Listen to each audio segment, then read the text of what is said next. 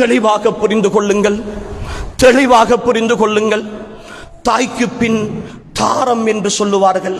ஒரு தாய் மரணித்தால் அந்த தாயினுடைய இடத்தை ஒரு நல்ல மனைவியால் அடைக்க முடியும். ஆனால் இந்த உலகத்தில் ஒரு தந்தையினுடைய உறவை யாராலும் அடைக்க முடியாது சகோதரர்களே. ஒரு தந்தையினுடைய இடத்தை அந்த தந்தையால் மட்டும்தான் நிரப்ப முடியும். அந்த தந்தை செய்த நிர்வாகம், இந்த உலகத்தில் எத்தனை பெரிய நிர்வாகிகள் வந்தாலும் அவனுடைய சிறிய குடும்பத்திற்கு அவன் செய்த நிர்வாகத்தை போன்று வேறு யாரும் நிர்வாகம் செய்ய முடியாது சகோதரர்களே.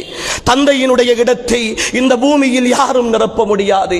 இன்னொரு பாஷையில் அறிஞர்கள் சொல்லுவார்கள், அன்புக்குரியவர்களே, இந்த உலகத்தில் அல்லாஹுவால் படைக்கப்பட்ட ஒரு உன்னதமான மனிதர் ஸல்லல்லாஹு அலைஹி வஸல்லம் அவர்களுக்கு அல்லாஹு தஆலா இந்த உலகின் எல்லா நியமத்துக்களையும் கொடுத்தான், எல்லா அருள் பாக்கியங்களையும் கொடுத்தான்.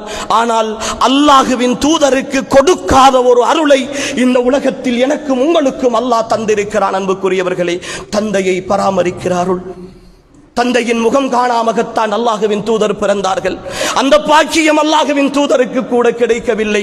ஆனால் அந்த அருளை, அந்த பாக்கியத்தை, அந்த வாய்ப்பை என்னுடைய கண் முன்னே நடமாடுகின்ற சுவர்க்கமாக அல்லாஹ் தந்ததற்கு பிறகும் கூட அதை புறக்கணிக்கிறோமே, அதை எட்டி உதைக்கிறோமே.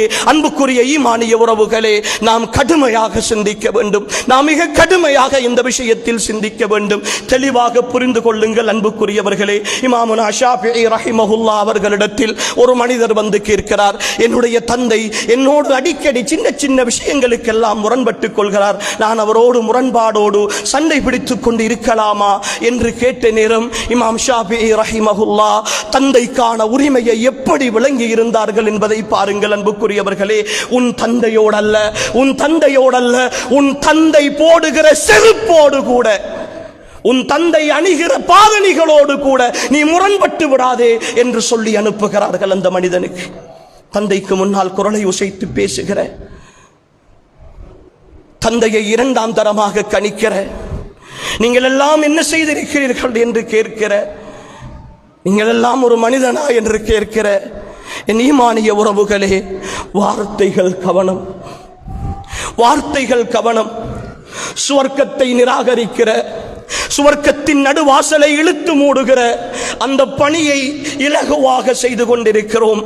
தந்தை என்ற உன்னதத்தை இழந்தவர்கள் அன்புக்குரியவர்களே, இந்த உலகத்தில் அந்த உறவை மீட்டெடுக்கவே முடியாது என்பதை மிக தெளிவாக புரிந்து கொள்ளுங்கள் என் ஈமானிய உறவுகளே.